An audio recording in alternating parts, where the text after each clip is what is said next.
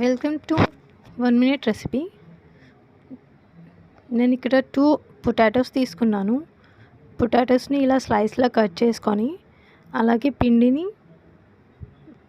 ఇలా థిక్గా లిక్విడ్లా కలుపుకోవాలి.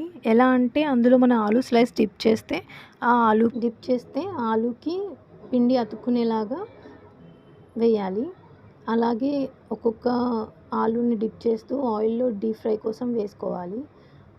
ఫ్లేమ్ హైలో ఉంచాలి. ఇలా ఒక 5-6 వేసుకొని ఆ తర్వాత డీప్ ఫ్రై చేసుకొని ఎల్లోయిష్ కలర్ వచ్చే వరకు వెయిట్ చేయాలి. ఎల్లోయిష్ కలర్ వచ్చే వరకు వెయిట్ చేసి ఇలా వచ్చేదాకా చూసుకొని బయటికి తీసేయాలి. బాగా బ్రౌన్ చేసుకోవద్దు, మాడిపోతాయి.